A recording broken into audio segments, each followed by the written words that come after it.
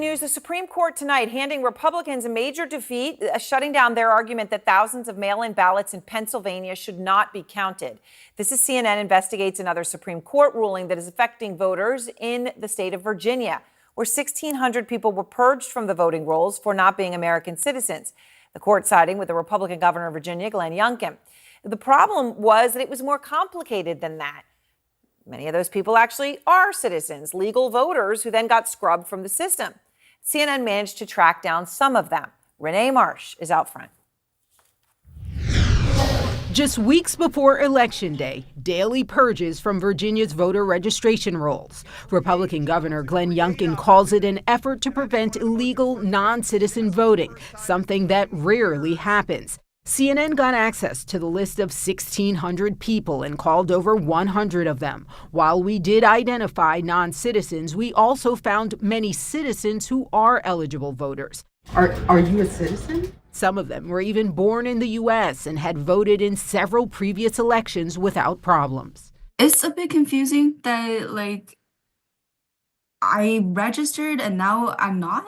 George Mason University student Rachel Hsu spoke to CNN from her dorm room. She didn't know she'd been purged until CNN called. I was originally born in China. I immigrated here about 6 years ago. I got my citizenship a year ago, but that doesn't change the fact I still have the right to vote.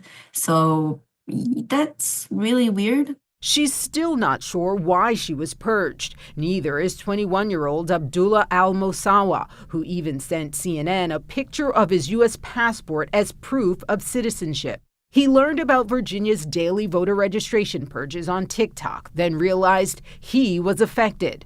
I wouldn't say it feels great, he told CNN. CNN reached out to Governor Glenn Youngkin's office about what we found. His press secretary said in a statement, Governor Youngkin has been clear every eligible Virginia citizen who wants to vote can do so by same-day registering through Election Day. Youngkin has driven the narrative that illegal voting is a problem in Virginia, saying the purge addresses it. That just provides further comfort across the Commonwealth that this election will be secure, it will be accurate. Youngkin and other Republicans have followed Trump in stoking fears over voter fraud.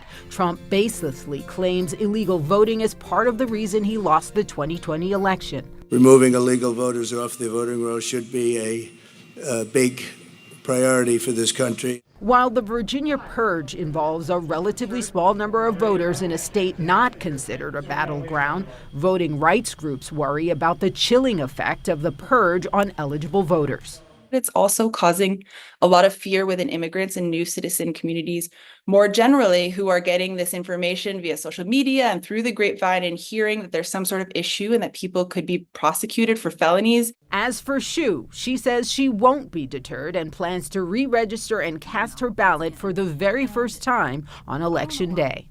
I'm a citizen. I have my right to vote.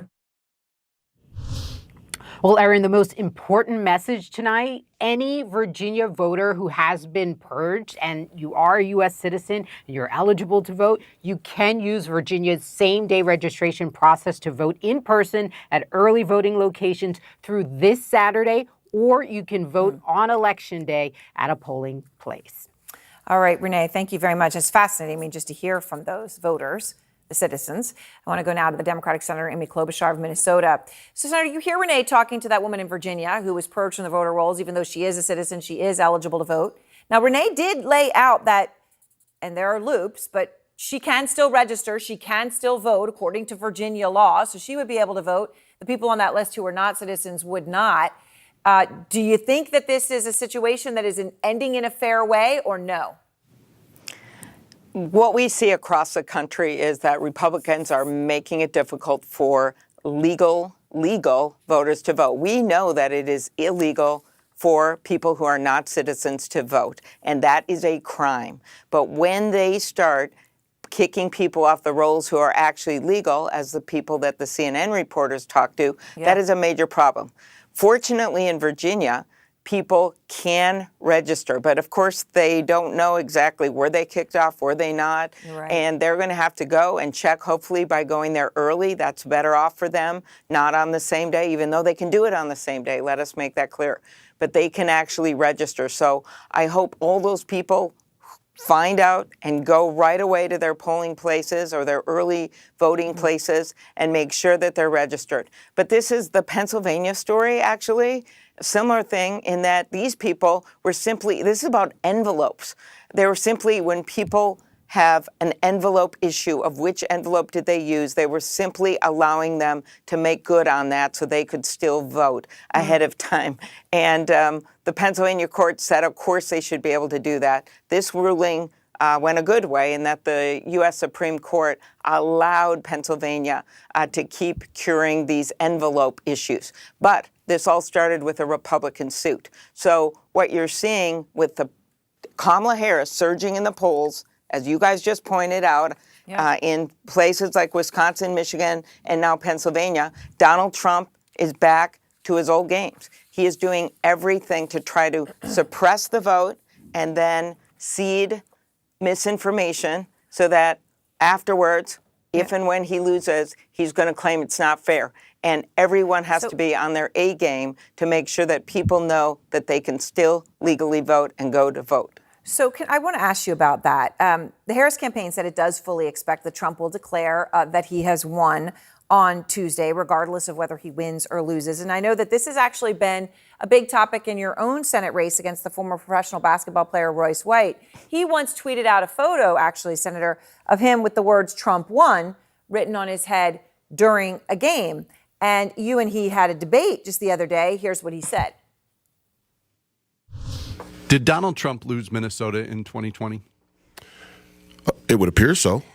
Yeah, it would appear so. But I can't be sure. And I don't think that that's dangerous to say. I know you disagree on whether it's dangerous to say. Can I ask you, though, how do you think Trump and his supporters will accept a loss? I mean, or do you think Trump will just never accept it? I mean, do you think that violence is something that you just legitimately expect is going to happen here or not?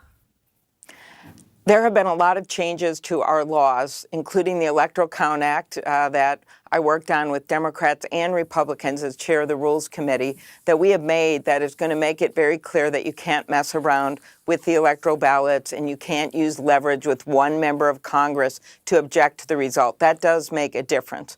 We also have made it very clear, as we put out a report from the Rules Committee on this, the Democrats, that we know there are differences on election night in counting.